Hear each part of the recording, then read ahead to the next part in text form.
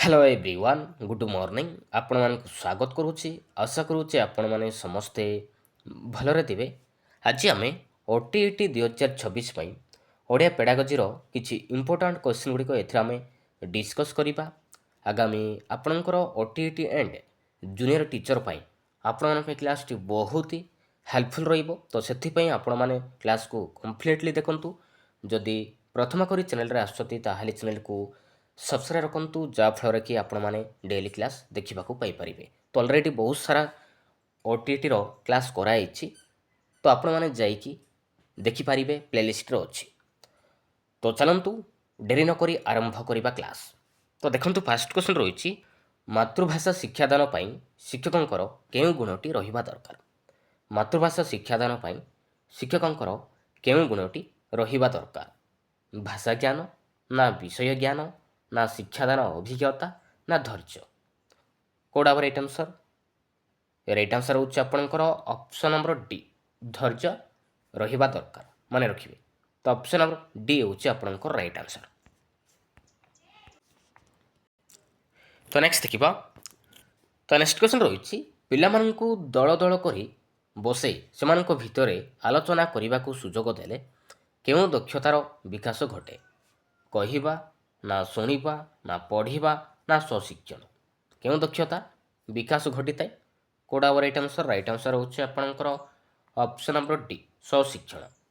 पिलामानंकु दल दल करी बसई सेमानंको भितरे आलोचना करने को सुजोग देले तो तांको भितरे स्वशिक्षणर दक्षता विकास होता है। तो ऑप्शन नंबर डी हूँ आपंकर राइट आंसर। तो नेक्स्ट देखा। तो नेक्स्ट क्वेश्चन रही पिलामानंकु भाषा शिक्षा देबा बेले केउं पंथाटी अनुकूल नुहे। गल्प कथन ना गीत बोलिबा ना मुखस्थीकरण ना वर्णना करिबा। राइट आंसर कौटा हम? राइट आंसर हूँ आपंकर ऑप्शन नंबर सी मुखस्थीकरण किंतु नुहे। तो ऑप्शन नंबर सी जो आपंकर राइट आंसर। तो नेक्स्ट देखा। तो नेक्स्ट क्वेश्चन रही भाषा शिक्षण पाई शिक्षक केउं कार्य उपरे गुरुत्व देबे। भाषा शिक्षण पाई शिक्षक केउं कार्य उपरे गुरुत्व देबे। ऑप्शन ए देछि पिलामानंकर शिक्षण रे अंशग्रहण ना शिक्षकंकर अंशग्रहण ना पिलामानंकर नीरवता ना श्रेणी रे शिक्षादान। कहा उपरे गुरुत्व देबे भाषा शिक्षण पाई शिक्षक कहा उपरे गुरुत्व देबे? मन रखिबे पिलामानंकर शिक्षण रे अंशग्रहण उपरे गुरुत्व देबे। तो ऑप्शन नंबर ए जो आपनकर राइट आंसर। तो नेक्स्ट देखिबा। तो नेक्स्ट क्वेश्चन रही भाषा शिक्षण पाई जो चारोटी कौशल प्रयोग करा जाए प्राथमिक स्तर रे सेगुड़िक मध्यरे सर्वप्रथम कौटा। कहिबा ना शुणा ना पढ़ा ना लेखिबा। कौटा राइट आंसर? राइट आंसर हूँ आपंकर ऑप्शन नंबर बी शुणा ना शुणा। मन रखिए श्रवण एटा हूँ प्रथम दक्षता। द्वितीय दक्षता हो गला कहिबा तापरे पढ़ा तापरे लेखिबा। मन रखिए श्रवण कथन पठन लिखन। तो आमर चारोटी दक्षता रही प्राथमिक स्तर रे। तो प्रथम स्तर हो गला शुणा श्रवण। ऑप्शन नंबर बी हूँ आपंकर राइट आंसर। तो नेक्स्ट देखा भाषा शिक्षण पाई शिक्षक केउं उपकरण व्यवहार करिपारिबे। भाषा शिक्षण पाई शिक्षक केउं उपकरणर व्यवहार करिपारिबे। चक ना फ्लैश कार्ड ना अक्षर तालिका ना ब्लैक बोर्ड। कौटा राइट आंसर? राइट आंसर हूँ आपंकर option number B flash card व्यवहार करिपारिबे। तो ऑप्शन नंबर बी जो आपंकर राइट आंसर। तो नेक्स्ट देखा स्वशिक्षण पाई शिक्षक श्रेणीगृह रे की सुविधा देबे। स्वशिक्षण पाई शिक्षक श्रेणी रे की सुविधा देबे। की सुविधा देबे? ऑप्शन ए देछि बसी बही पढ़िबा। बी रे देछि खबर कागज पढ़िबा ना चित्र करिबा ना अन्य पिलामानक सहित मिसी दलगत आलोचना। कौटा राइट आंसर? राइट आंसर हूँ आपंकर ऑप्शन नंबर डी स्वशिक्षण पाई शिक्षक श्रेणीगृह रे कौन करेंगे ना अन्य पिलामानक सहित मिसी दलगत आलोचना करेंगे। तो ऑप्शन नंबर डी हूँ आपंकर राइट आंसर। तो नेक्स्ट देखा कौन सी सरल आदेश को बुझापी पिलामाने केउं दक्षता हासिल करेंगे। कौन सी सरल आदेश को बुझापी पिलामाने केउं दक्षता हासिल करेंगे। କହିବା ନା ଶୁଣିବା ନା ପଢ଼ିବା ନା ଲେଖିବା? ଶୁଣିବା ନା ଶୁଣିବା? ଶୁଣିଲେ ତ ବୁଝିପାରିବ ପିଲା। ତ ଅପସନ୍ ନମ୍ବର ବି ହେଉଛି ଆପଣଙ୍କର ରାଇଟ୍ ଆନ୍ସର୍ ଶୁଣିବା। ତ ନେକ୍ସଟ ଦେଖିବା ଶୁଦ୍ଧ ଭାବେ ସରଳ ବାକ୍ୟର ପୁନରାବୃତ୍ତି କରିବା ଏହା କେଉଁ ଦକ୍ଷତାର ଅନ୍ତର୍ଭୁକ୍ତ? ଶୁଦ୍ଧ ଭାବେ ସରଳ ବାକ୍ୟର ପୁନରାବୃତ୍ତି କରିବା, ତ ଏଇଟା କେଉଁ ଦକ୍ଷତାର ଅନ୍ତର୍ଭୁକ୍ତ? କେଉଁ ଦକ୍ଷତା? ଏଇଟା ହେଉଛି କହିବା। ଶୁଦ୍ଧ ଭାବେ ସରଳ ବାକ୍ୟରେ ପୁନରାବୃତ୍ତି କରିବା, ତ ଏଇଟା ହେଉଛି ଦକ୍ଷତା, କହିବା ଦକ୍ଷତା ହେବ, ମନେ ରଖିବେ। ତ ଅପସନ୍ ନମ୍ବର ସି ହେଉଛି ଆପଣଙ୍କର ରାଇଟ୍ ଆନ୍ସର୍। ତ ନେକ୍ସଟ ଦେଖିବା ଶିଶୁର କେଉଁ ପ୍ରବୃତ୍ତି ଲିଖନରେ ସହାୟକ ହୋଇଥାଏ? ଶିଶୁର କେଉଁ ପ୍ରବୃତ୍ତି ଲିଖନରେ ସହାୟକ ହୋଇଥାଏ? ଅନୁକରଣ କରିବା ନା ହସିବା ନା କାନ୍ଦିବା ନା ଶୋଇବା? ରାଇଟ୍ ଆନ୍ସର୍ କେଉଁଟା ହେବ? ରାଇଟ୍ ଆନ୍ସର୍ ହେଉଛି ଆପଣଙ୍କର ଅପସନ୍ ନମ୍ବର ଏ ଯିବ ଆପଣଙ୍କର ରାଇଟ୍ ଆନ୍ସର୍ ଅନୁକରଣ କରିବା। Option number A. ତ ନେକ୍ସଟ ଦେଖିବା କ୍ୱେଶ୍ଚନ୍ ରହିଛି କେଉଁ ଶିକ୍ଷା ମାଧ୍ୟମରେ ସାହିତ୍ୟ ପ୍ରତି ଆଗ୍ରହ ସୃଷ୍ଟି ହୋଇଥାଏ? କେଉଁ ଶିକ୍ଷା ମାଧ୍ୟମରେ ସାହିତ୍ୟ ପ୍ରତି ଆଗ୍ରହ ସୃଷ୍ଟି ହୋଇଥାଏ? ଗଣିତ ନା ମାତୃଭାଷା ନା ସାମାଜିକ ଶିକ୍ଷା ନା ବିଜ୍ଞାନ? ରାଇଟ୍ ଆନ୍ସର୍ କେଉଁଟା ହେବ? ରାଇଟ୍ ଆନ୍ସର୍ ହେଉଛି ଆପଣଙ୍କର ଅପସନ୍ ନମ୍ବର ବି ହେଉଛି ଆପଣଙ୍କର ରାଇଟ୍ ଆନ୍ସର୍ ମାତୃଭାଷା। ମନେ ରଖିବେ, ମାତୃଭାଷା ଶିକ୍ଷା ମାଧ୍ୟମରେ ସାହିତ୍ୟ ପ୍ରତି ଆଗ୍ରହ ସୃଷ୍ଟି ହୋଇଥାଏ। ତ ଅପସନ୍ ନମ୍ବର ବି ହେଉଛି ଆପଣଙ୍କର ରାଇଟ୍ ଆନ୍ସର୍। ତ ନେକ୍ସଟ ଦେଖିବା ନିଜର ଦେଶର ଐତିହ୍ୟ ଓ ସଂସ୍କୃତି ବିଷୟରେ ପରିଚୟ ଲାଭ କରିବା କେଉଁ ବିଷୟ ଶିକ୍ଷା ଦ୍ୱାରା ସମ୍ଭବ ହୋଇଥାଏ? ନିଜର ଦେଶର ଐତିହ୍ୟ ଓ ସଂସ୍କୃତି ବିଷୟରେ ପରିଚୟ ଲାଭ କରିବା, ତ ଏଇଟା କେଉଁ ବିଷୟ ଶିକ୍ଷା ଦ୍ୱାରା ସମ୍ଭବ ହୋଇଥାଏ? ମାତୃଭାଷା ନା ପୁରାଣ ନା ଉପନ୍ୟାସ ନା କବିତା? ମନେ ରଖିବେ ମାତୃଭାଷା ବିଷୟ ଶିକ୍ଷା ଦ୍ୱାରା ହିଁ ସମ୍ଭବ ହୋଇଥାଏ। ତ ଅପସନ୍ ନମ୍ବର ଏ ଯିବ ଆପଣଙ୍କର ରାଇଟ୍ ଆନ୍ସର୍। ତ ନେକ୍ସଟ ଦେଖିବା କେଉଁଟି ମାତୃଭାଷା ଶିକ୍ଷଣ ପାଇଁ ଆବଶ୍ୟକ ନୁହେଁ? ତ ଚାରିଟି ଅପସନ୍ ଦେଇଛି। ତ ଚାରିଟି ଅପସନ୍ ମଧ୍ୟରୁ କେଉଁଟା ଗୋଟେ ମାତୃଭାଷା ଶିକ୍ଷଣ ପାଇଁ ଆବଶ୍ୟକ ନୁହେଁ? ମାନବିକ ଗୁଣାବଳୀ ନା ଐତିହ୍ୟ ନା ସଂସ୍କୃତି ନା ସମର ଶିକ୍ଷା? ରାଇଟ୍ ଆନ୍ସର୍ କେଉଁଟା ହେବ? ରାଇଟ୍ ଆନ୍ସର୍ ହେଉଛି ଆପଣଙ୍କର ଅପସନ୍ ନମ୍ବର ଡି ସମର ଶିକ୍ଷା କିନ୍ତୁ ନୁହେଁ। ସମର ଶିକ୍ଷା କିନ୍ତୁ ଆବଶ୍ୟକ ନୁହେଁ। Option number D. ତ ନେକ୍ସଟ ଦେଖିବା ମାତୃଭାଷା ଶିକ୍ଷା କଲେ ଆମେ କେଉଁ ପ୍ରସଙ୍ଗରୁ ଜାଣିପାରିବା ନାହିଁ? ମାତୃଭାଷା ଶିକ୍ଷା କଲେ ଆମେ କେଉଁ ପ୍ରସଙ୍ଗ ଆମେ ଜାଣିପାରିବା ନାହିଁ? ବୈଜ୍ଞାନିକ ପରୀକ୍ଷଣ ନା ଜାତୀୟ ସଂହତି ନା ଆନ୍ତର୍ଜାତିକ ସଦ୍ଭାବ ନା ମାନବିକ ଅଧିକାର? ମନେ ରଖିବେ ବୈଜ୍ଞାନିକ ପରୀକ୍ଷଣ ଆମେ ଜାଣିପାରିବା ନାହିଁ। ତ ଅପସନ୍ ନମ୍ବର ଏ ଯିବ ଆପଣଙ୍କର ରାଇଟ୍ ଆନ୍ସର୍। ତ ନେକ୍ସଟ ଦେଖିବା ନେକ୍ସଟ କ୍ୱେଶ୍ଚନ୍ ରହିଛି ଶୁଣିବା କହିବା ପଢ଼ିବା ଲେଖିବା ଶ୍ରବଣ କଥନ ପଠନ ଲିଖନ, ତ ଏଗୁଡ଼ିକ କେଉଁ ସ୍ତରର ଦକ୍ଷତା? ପ୍ରାଥମିକ ନା ମାଧ୍ୟମିକ ନା ଉଚ୍ଚସ୍ତରୀୟ ନା ବିଶ୍ୱସ୍ତରୀୟ? ମନେ ରଖିବେ ଏଗୁଡ଼ିକ ହେଉଛି ପ୍ରାଥମିକ ସ୍ତରର ଦକ୍ଷତା। ତ ଅପସନ୍ ନମ୍ବର ଏ ଯିବ ଆପଣଙ୍କର ରାଇଟ୍ ଆନ୍ସର୍।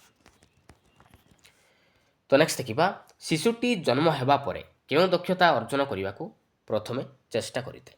ଶିଶୁଟି ଜନ୍ମ ହେବା ପରେ କେଉଁ ଦକ୍ଷତା ଅର୍ଜନ କରିବାକୁ ଚେଷ୍ଟା କରିଥାଏ? କେଉଁ ଦକ୍ଷତା? ମନେ ରଖିବେ ଶୁଣିବା ନା ଶୁଣିବା ଦକ୍ଷତା ଚେଷ୍ଟା କରିଥାଏ। ତ ଅପସନ୍ ନମ୍ବର ସି ହେଉଛି ଆପଣଙ୍କର ରାଇଟ୍ ଆନ୍ସର୍। ତ ନେକ୍ସଟ ଦେଖିବା କେଉଁ ଦୋଷ ଥିଲେ ଶିଶୁ କଥା କହିପାରେ ନାହିଁ? କେଉଁ ଦୋଷ ଥିଲେ ଶିଶୁ କଥା କହିପାରେ ନାହିଁ? କେଉଁ ଦୋଷ ଥିଲେ? ଚକ୍ଷୁ ଦୋଷ ନା ଶ୍ରୁତି ଦୋଷ ନା ସ୍ପର୍ଶ ଦୋଷ ନା ଚଳନ ଦୋଷ? ମନେ ରଖିବେ ଶ୍ରୁତି ଦୋଷ ଥିଲେ ଶିଶୁ କଥା କହିପାରେ ନାହିଁ।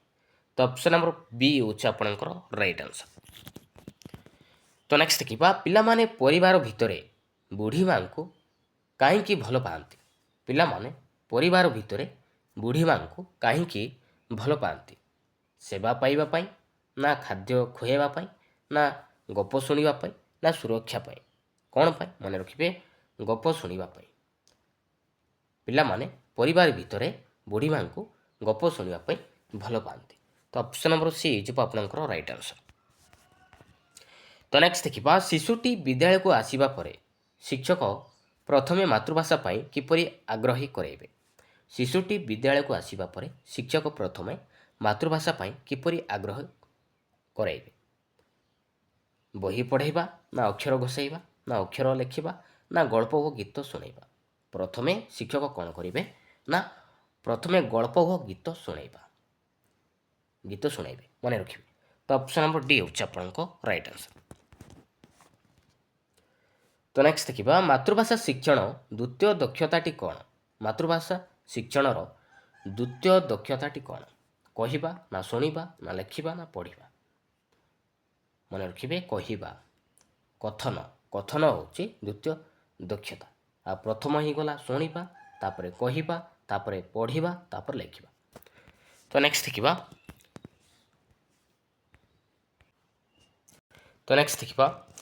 ନେକ୍ସଟ କ୍ୱେଶ୍ଚନ୍ ରହିଛି ମାତୃଭାଷା ଶିକ୍ଷାଦାନର ପ୍ରାଥମିକ ସ୍ତରରେ କେଉଁ ଦୁଇଟି କୌଶଳକୁ ଗୁରୁତ୍ୱ ଦେବା ଉଚିତ? ମାତୃଭାଷା ଶିକ୍ଷାଦାନର ପ୍ରାଥମିକ ସ୍ତରରେ କେଉଁ ଦୁଇଟି କୌଶଳକୁ ଗୁରୁତ୍ୱ ଦେବା ଉଚିତ? କଥନ ଓ ପଠନକୁ, ନା ଶ୍ରବଣ ଓ ଲିଖନକୁ, ନା ପଠନ ଓ ଲିଖନକୁ, ନା ଶ୍ରବଣ ଓ କଥନକୁ? କୋଉଟା ରାଇଟ୍ ଆନ୍ସର? ରାଇଟ୍ ଆନ୍ସର ହେଉଛି ଆପଣଙ୍କର ଅପସନ୍ ନମ୍ବର ଡି ଶ୍ରବଣ କଥନ। ଶୁଣିବା ଓ କହିବା এই ଦୁଇଟି ପ୍ରଥମେ ଗୁରୁତ୍ୱ ଦେବା ଉଚିତ ମାତୃଭାଷା ଶିକ୍ଷାଦାନ ପାଇଁ ପ୍ରାଥମିକ ସ୍ତରରେ।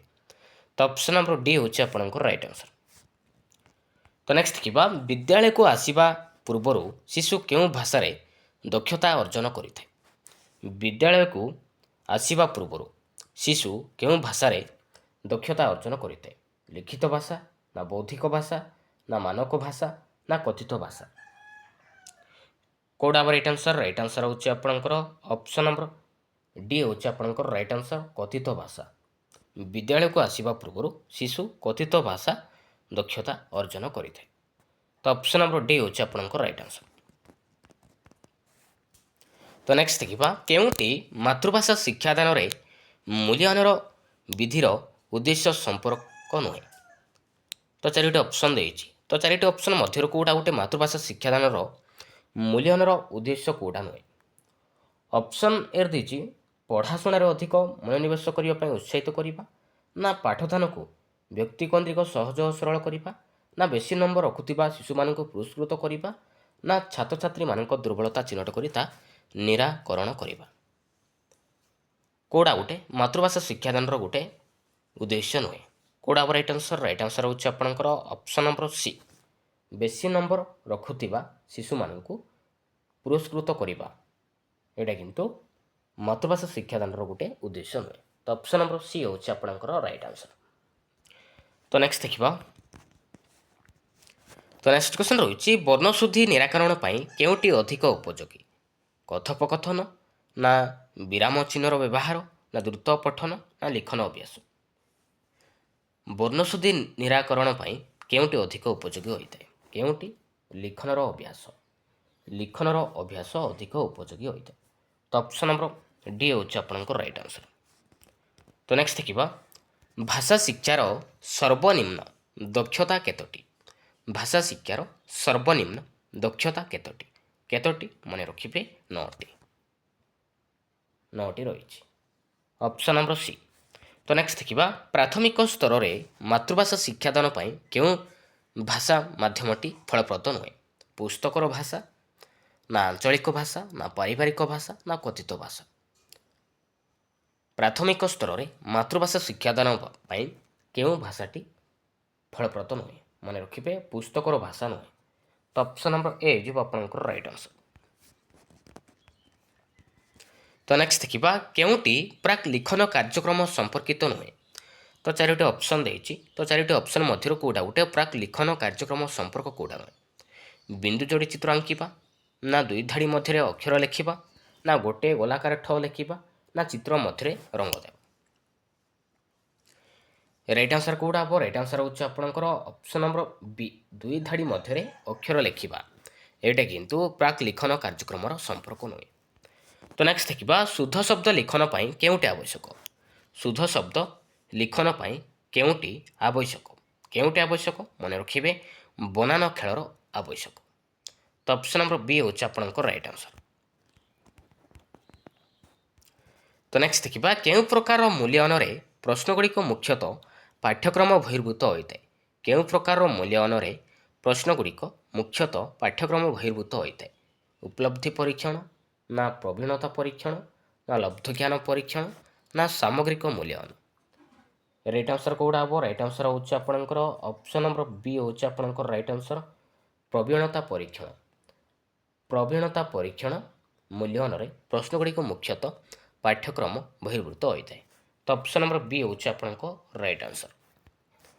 ତ ନେକ୍ସଟ ଦେଖିବା ମାତୃଭାଷା ଶିକ୍ଷା କଲେ ଆମେ କେଉଁ ପ୍ରସଙ୍ଗ ଜାଣିପାରିବା ନାହିଁ?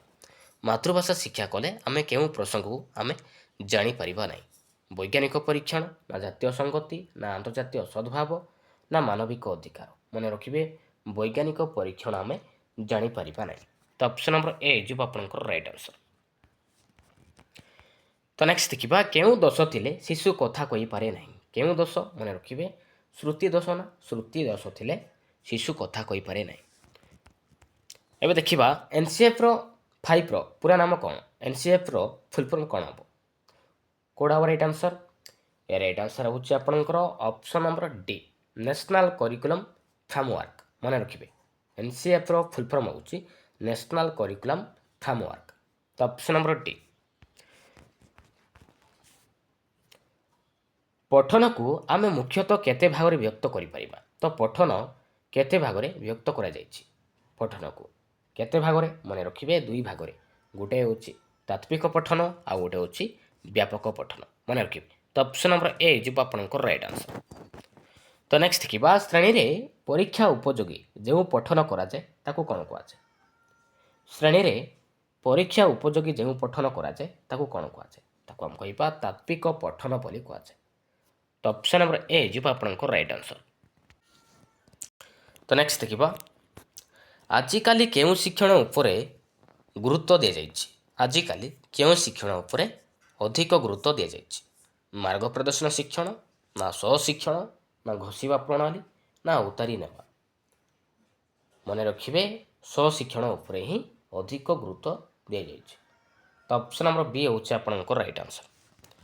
ତ ନେକ୍ସଟ ଦେଖିବା ତାତ୍ତ୍ୱିକ ପଠନ ଓ ବ୍ୟାପକ ପଠନ ମଧ୍ୟରେ କେଉଁଟି ଶିଶୁ ପାଇଁ ଆନନ୍ଦଦାୟକ ହୋଇଥାଏ? କେଉଁ ପଠନରେ ଶିଶୁ ପାଇଁ ଆନନ୍ଦଦାୟକ ହୋଇଥାଏ? ମନେ ରଖିବେ ବ୍ୟାପକ ପଠନରେ ହିଁ ଶିଶୁ ପାଇଁ ଆନନ୍ଦଦାୟକ ହୋଇଥାଏ। ତ ଅପସନ୍ ନମ୍ବର ବି ହେଉଛି ଆପଣଙ୍କ ରାଇଟ୍ ଆନ୍ସର। ତ ନେକ୍ସଟ ଦେଖିବା ଗଦ୍ୟ ଶିକ୍ଷାଦାନର ଉଦ୍ଦେଶ୍ୟ କେଉଁଠି ନୁହେଁ? ଗଦ୍ୟ ଶିକ୍ଷାଦାନର ଉଦ୍ଦେଶ୍ୟ କେଉଁଟା ନୁହେଁ? ଚିନ୍ତା ଶକ୍ତିର ବିକାଶ, ନା ଯୁକ୍ତି ଶକ୍ତିର ବିକାଶ, ନା କଳ୍ପନା ଶକ୍ତିର ବିକାଶ, ନା ଗଭୀର ରସାନୁଭୂତି? ରାଇଟ୍ ଆନ୍ସର କେଉଁଟା ହେବ? ରାଇଟ୍ ଆନ୍ସର ହେଉଛି ଆପଣଙ୍କର ଅପସନ୍ ନମ୍ବର ଡି ଗଭୀର ରସାନୁଭୂତି। ଗଭୀର ରସାନୁଭୂତି କିନ୍ତୁ ଗଦ୍ୟ ଶିକ୍ଷାଦାନର ଉଦ୍ଦେଶ୍ୟ ନୁହେଁ। ତ ଅପସନ୍ ନମ୍ବର ଡି ହେଉଛି ଆପଣଙ୍କ ରାଇଟ୍ ଆନ୍ସର। ତ ନେକ୍ସଟ ଦେଖିବା କେଉଁଟି ପଦ୍ୟ ଶିକ୍ଷାଦାନର ଉଦ୍ଦେଶ୍ୟ ନୁହେଁ? ତ ପଦ୍ୟ ଶିକ୍ଷାଦାନର ଉଦ୍ଦେଶ୍ୟ କେଉଁଟା ନୁହେଁ? ରସବୋଧର ବିକାଶ, ନା ସୌନ୍ଦର୍ଯ୍ୟବୋଧର ବିକାଶ, ନା ବ୍ୟବହାରିକ ବ୍ୟାକରଣର ପ୍ରୟୋଗ, ନା ଶବ୍ଦ ଜ୍ଞାନର ଅଭିବୃଦ୍ଧି? ରାଇଟ୍ ଆନ୍ସର କେଉଁଟା ହେବ? ରାଇଟ୍ ଆନ୍ସର ହେଉଛି ଆପଣଙ୍କର ଅପସନ୍ ନମ୍ବର ସି ବ୍ୟବହାରିକ ବ୍ୟାକରଣର ପ୍ରୟୋଗ। ଏଇଟା କିନ୍ତୁ ପଦ୍ୟ ଶିକ୍ଷାଦାନର ଉଦ୍ଦେଶ୍ୟ ନୁହେଁ। ତ ଅପସନ୍ ନମ୍ବର ସି ହେଉଛି ଆପଣଙ୍କର ରାଇଟ୍ ଆନ୍ସର। ତ ନେକ୍ସଟ ଦେଖିବା ଭାରତର ସମ୍ବିଧାନରେ କେତୋଟି ଭାଷାକୁ ସ୍ୱୀକୃତି ଦିଆଯାଇଛି? ଭାରତର ସମ୍ବିଧାନରେ କେତୋଟି ଭାଷାକୁ ସ୍ୱୀକୃତି ଦିଆଯାଇଛି? କେତୋଟି ଭାଷାକୁ? ମନେ ରଖିବେ 22ଟି ଭାଷାକୁ ସ୍ୱୀକୃତି ଦିଆଯାଇଛି। ତ ଅପସନ୍ ନମ୍ବର ସି ହେଉଛି ଆପଣଙ୍କର ରାଇଟ୍ ଆନ୍ସର। ତ ନେକ୍ସଟ ଦେଖିବା ତ ନେକ୍ସଟ କ୍ୱେଶ୍ଚନ୍ ରହିଛି ଶଙ୍କର ଜାତୀୟ ଭାଷା କ'ଣ? ଶଙ୍କର ଜାତୀୟ ଭାଷା କ'ଣ? ନିରୁତା ଭାଷାକୁ କହିବା, ନା ଇଂରାଜୀ ଭାଷାକୁ କହିବା, ନା ଯେଉଁ ଭାଷାରେ ବିଭିନ୍ନ ଭାଷାର ଶବ୍ଦ ମିଶିଥାଏ, ନା ଶିବଙ୍କ ମୁଖ ନିଃସୃତ ଭାଷା? ଶଙ୍କର ଜାତୀୟ ଭାଷା କାହାକୁ କହିବା? ମନେ ରଖିବେ ଯେଉଁ ଭାଷାରେ କି ବିଭିନ୍ନ ଭାଷା ଶବ୍ଦ ମିଶିଥାଏ ତାକୁ ଆମେ କହିବା ଶଙ୍କର ଜାତୀୟ ଭାଷା ବୋଲି କହିଥାଉ। ତ ଅପସନ୍ ନମ୍ବର ସି ହେଉଛି ଆପଣଙ୍କର ରାଇଟ୍ ଆନ୍ସର। ତ ନେକ୍ସଟ ଦେଖିବା ଶ୍ରୁତ ଲିଖନ କେଉଁ ଦୁଇଟି କୌଶଳ ଉପରେ ପର୍ଯ୍ୟବେସିତ? ଶ୍ରୁତ ଲିଖନ କେଉଁ ଦୁଇଟି କୌଶଳ ଉପରେ ପର୍ଯ୍ୟବେସିତ? ଦର୍ଶନ ଓ ଲିଖନ କୌଶଳ, ନା ଶ୍ରବଣ ଓ ଲିଖନ କୌଶଳ, ନା ଦର୍ଶନ ଓ ଶ୍ରବଣ କୌଶଳ, ନା ଲିଖନ ଓ ବର୍ଣ୍ଣନା କୌଶଳ? ରାଇଟ୍ ଆନ୍ସର କେଉଁଟା ହେବ? ରାଇଟ୍ ଆନ୍ସର ହେଉଛି ଆପଣଙ୍କର ଅପସନ୍ ନମ୍ବର ବି ହେଉଛି ଆପଣଙ୍କ ରାଇଟ୍ ଆନ୍ସର ଶ୍ରବଣ ଓ ଲିଖନ କୌଶଳ। ଏହି ଦୁଇଟି କୌଶଳ ଉପରେ ପର୍ଯ୍ୟବେସିତ ଶ୍ରୁତ ଲେଖନ। ଅପସନ୍ ନମ୍ବର ବି। ତ ନେକ୍ସଟ ଦେଖିବା ଲିଖନର ବିକାଶ ଠିକ୍ ହେଲା ବୋଲି ଆମେ କେତେବେଳେ ଜାଣିପାରିବା? ଲିଖନର ବିକାଶ ଠିକ୍ ହେଲା ବୋଲି ଆମେ କେତେବେଳେ ଜାଣିପାରିବା? ଯେତେବେଳେ ପିଲା ଶବ୍ଦ ଲେଖିପାରିବ, ନା ଯେତେବେଳେ ବାକ୍ୟ ଲେଖିପାରିବ, ନା ଯେତେବେଳେ ପିଲା ନିଜ ମନରୁ ରଚନା ବା ଅନୁଚ୍ଛେଦ ଲେଖିପାରିବ, ନା ଯେତେବେଳେ ପିଲା ଠିକ୍ ଭାବେ ଶୁଣି ଲେଖିପାରିବ। ଲିଖନର ବିକାଶ ଠିକ୍ ହେଲା ବୋଲି ଆମେ କେତେବେଳେ ଜାଣିବା? କେତେବେଳେ ଜାଣିବା? ଯେତେବେଳେ କି ପିଲା ନିଜ ମନରୁ ରଚନା ବା ଅନୁଚ୍ଛେଦ ଲେଖିପାରିବ, ତ ସେତେବେଳେ ଆମେ ଜାଣିପାରିବା ପିଲାର ଲିଖନର ବିକାଶ ଠିକ୍ ହେଲା ବୋଲି। ତ ଅପସନ୍ ନମ୍ବର ସି ହେଉଛି ଆପଣଙ୍କ ରାଇଟ୍ ଆନ୍ସର। ତ ନେକ୍ସଟ ଦେଖିବା ସୃଜନାତ୍ମକ ଲିଖନ କ'ଣ? ସୃଜନାତ୍ମକ ଲିଖନ କ'ଣ? ଶୁଣି ଶୁଣି ଲେଖିବା, ନା ଦେଖି ଦେଖି ଲେଖିବା, ନା ବାରମ୍ବାର କଟାକଟି କରି ଲେଖିବା, ନା ଗୋଟିଏ ନୂଆ ଚିନ୍ତା କଳ୍ପନାକୁ ନେଇ ଲେଖିବା। କେଉଁଟା ହେବ ରାଇଟ୍ ଆନ୍ସର? ରାଇଟ୍ ଆନ୍ସର ହେଉଛି ଆପଣଙ୍କର ଅପସନ୍ ନମ୍ବର ଡି ହେଉଛି ଆପଣଙ୍କର ରାଇଟ୍ ଆନ୍ସର। ଗୋଟିଏ ନୂଆ ଚିନ୍ତା କଳ୍ପନାକୁ ନେଇ ଲେଖିବା, ତାକୁ ଆମେ କହିବା ସୃଜନାତ୍ମକ ଲିଖନ ବୋଲି କହିଥାଉ। ତ ଅପସନ୍ ନମ୍ବର ଡି ହେଉଛି ଆପଣଙ୍କ ରାଇଟ୍ ଆନ୍ସର। ତ ନେକ୍ସଟ ଦେଖିବା। ତ ନେକ୍ସଟ କ୍ୱେଶ୍ଚନ୍ ରହିଛି MLEର ଫୁଲ୍ ଫର୍ମ କ'ଣ ହେବ? MLEର ପୁରା ନାମ କ'ଣ? ମଦର ଲିଙ୍ଗୁଆଲ ଏଜୁକେସନ୍, ନା ମଲ୍ଟିଲିଙ୍ଗୁଆଲ ଏଜୁକେସନ୍, ନା ମାସ୍ ଲିଙ୍ଗୁଆଲ ଏଜୁକେସନ୍, ନା ମଦର ଲିଙ୍ଗୁଇଷ୍ଟିକ୍ ଏଜୁକେସନ୍। MLEର ପୁରା ନାମ କ'ଣ ହେବ? ମନେ ରଖିବେ ମଲ୍ଟିଲିଙ୍ଗୁଆଲ ଏଜୁକେସନ୍। MLEର ଫୁଲ୍ ଫର୍ମ ହେଉଛି ମଲ୍ଟିଲିଙ୍ଗୁଆଲ ଏଜୁକେସନ୍। ତ ଅପସନ୍ ନମ୍ବର ବି ହେଉଛି ଆପଣଙ୍କ ରାଇଟ୍ ଆନ୍ସର। ତ ନେକ୍ସଟ ଦେଖିବା କେଉଁ କାର୍ଯ୍ୟଟି ମାତୃଭାଷାର ଦକ୍ଷତା ବୃଦ୍ଧି କରିନଥାଏ? କେଉଁ କାର୍ଯ୍ୟଟି ମାତୃଭାଷାର ଦକ୍ଷତା ବୃଦ୍ଧି କରିନଥାଏ? ଭାବର ଆଦାନ ପ୍ରଦାନ, ନା ବୋଧ ଜ୍ଞାନର ବିକାଶ, ନା ଶବ୍ଦ ଜ୍ଞାନର ବୃଦ୍ଧି, ନା ପାଠ୍ୟପୁସ୍ତକ ପାଠ। ରାଇଟ୍ ଆନ୍ସର କେଉଁଟା ହେବ? ରାଇଟ୍ ଆନ୍ସର ହେଉଛି ଆପଣଙ୍କର ଅପସନ୍ ନମ୍ବର ଡି ପାଠ୍ୟପୁସ୍ତକ ପାଠ। ମନେ ରଖିବେ ପାଠ୍ୟପୁସ୍ତକ ପାଠ ଏହି କାର୍ଯ୍ୟଟି ମାତୃଭାଷାର ଦକ୍ଷତାକୁ ବୃଦ୍ଧି କରିନଥାଏ। ତ ଅପସନ୍ ନମ୍ବର ଡି ହେଉଛି ଆପଣଙ୍କର ରାଇଟ୍ ଆନ୍ସର। ତ ନେକ୍ସଟ ଦେଖିବା ଶିଶୁର ବୋଧଜ୍ଞାନ ଆହରଣ କେଉଁ ଦକ୍ଷତା ଯୋଗୁଁ ହୋଇଥାଏ? ଶିଶୁର ବୋଧଜ୍ଞାନ ଆହରଣ କେଉଁ ଦକ୍ଷତା ଯୋଗୁଁ ହୋଇଥାଏ? ଶ୍ରବଣ ପଠନ, ପଠନ କଥନ, ନା କଥନ ଓ ଶ୍ରବଣ, ନା ଲିଖନ ଓ ଶ୍ରବଣ। ମନେ ରଖିବେ ଶ୍ରବଣ ପଠନ, ଶୁଣିବା ପଢ଼ିବା, ଏହି ଦୁଇଟି ଦକ୍ଷତା ଯୋଗୁଁ ହୋଇଥାଏ ଶିଶୁର ବୋଧଜ୍ଞାନ ଆହରଣ। ତ ଅପସନ୍ ନମ୍ବର ଏ ଯିବ ଆପଣଙ୍କ ରାଇଟ୍ ଆନ୍ସର। ତ ନେକ୍ସଟ ଦେଖିବା କାଲଭେରିଆ ମାତୃତ୍ୱର ଆନନ୍ଦ ପାଉଥିଲା। ତ ଏଇଟା ଗୋଟେ କି ପ୍ରକାର ପ୍ରଶ୍ନ? କାଲଭେରିଆ ମାତୃତ୍ୱର ଆନନ୍ଦ ପାଉଥିଲା। ତ ଏଇଟା ଗୋଟେ କି ପ୍ରକାର ପ୍ରଶ୍ନ? କି ପ୍ରକାର ପ୍ରଶ୍ନ? ବସ୍ତୁନିଷ୍ଠ, ନା ନିର୍ଦ୍ଦିଷ୍ଟ, ନା ଦୀର୍ଘ, ନା ସଂକ୍ଷିପ୍ତ। ମନେ ରଖିବେ ଏଇଟା ହେଉଛି ଦୀର୍ଘ ଉତ୍ତରମୂଳକ ପ୍ରଶ୍ନ। ତ ଅପସନ୍ ନମ୍ବର ସି ହେଉଛି ଆପଣଙ୍କ ରାଇଟ୍ ଆନ୍ସର। ତ ନେକ୍ସଟ ଦେଖିବା ମୌଖିକ କାହା ମାଧ୍ୟମରେ କରାଯାଇଥାଏ? ମୌଖିକ କାହା ମାଧ୍ୟମରେ କରାଯାଇଥାଏ? ପେନସିଲ ଓ କାଗଜ ମାଧ୍ୟମରେ, ନା କଥୋପକଥନ ଓ ସାକ୍ଷାତକାର ମାଧ୍ୟମରେ, ନା ପ୍ରଶ୍ନୋତ୍ତର ମାଧ୍ୟମରେ, ନା ଗୃହକର୍ମ ମାଧ୍ୟମରେ। ମନେ ରଖିବେ କଥୋପକଥନ ଓ ସାକ୍ଷାତକାର ମାଧ୍ୟମରେ ହିଁ ମୌଖିକ କରାଯାଇଥାଏ। ତ ଅପସନ୍ ନମ୍ବର ବି ହେଉଛି ଆପଣଙ୍କ ରାଇଟ୍ ଆନ୍ସର। ତ ନେକ୍ସଟ ଦେଖିବା ଲିଖିତ ପରୀକ୍ଷାରେ କେଉଁ ପ୍ରକାର ପ୍ରଶ୍ନ ରହିବ ନାହିଁ? ଲିଖିତ ପରୀକ୍ଷାରେ କେଉଁ ପ୍ରକାର ପ୍ରଶ୍ନ ରହିବ ନାହିଁ? ଦୀର୍ଘ ଉତ୍ତରମୂଳକ ପ୍ରଶ୍ନ ତ ରହିବ, ମୌଳିକ ପ୍ରଶ୍ନ ମଧ୍ୟ ରହିବ, ସଂକ୍ଷିପ୍ତ ଉତ୍ତରମୂଳକ ପ୍ରଶ୍ନ ମଧ୍ୟ ରହିବ, କିନ୍ତୁ ବସ୍ତୁନିଷ୍ଠ ପ୍ରଶ୍ନ ରହିବ ନାହିଁ ଲିଖିତ ପରୀକ୍ଷାରେ। ତ ଅପସନ୍ ନମ୍ବର ଡି ହେଉଛି ଆପଣଙ୍କ ରାଇଟ୍ ଆନ୍ସର। ଏବେ ଦେଖିବା ଲାଷ୍ଟ କ୍ୱେଶ୍ଚିନ୍ କେଉଁ ମୂଲ୍ୟାୟନକୁ ସାମଗ୍ରିକ ମୂଲ୍ୟାୟନ କହିବା? କେଉଁ ମୂଲ୍ୟାୟନକୁ ଆମେ କହିବା ସାମଗ୍ରିକ ମୂଲ୍ୟାୟନ କହିବା? ମୌଖିକ ପରୀକ୍ଷଣ, ନା ବାର୍ଷିକ ପରୀକ୍ଷଣ, ନା ଷାଣ୍ମାସିକ ପରୀକ୍ଷଣକୁ, ନା ଗଠନମୂଳକ ପରୀକ୍ଷଣକୁ। କେଉଁଟା ରାଇଟ୍ ଆନ୍ସର? ରାଇଟ୍ ଆନ୍ସର ହେଉଛି ଆପଣଙ୍କର ଅପସନ୍ ନମ୍ବର ଡି ଗଠନମୂଳକ ପରୀକ୍ଷଣକୁ ହିଁ ଆମେ କହିବା ସାମଗ୍ରିକ ମୂଲ୍ୟାୟନ କହିବା। Option number D. Thank you.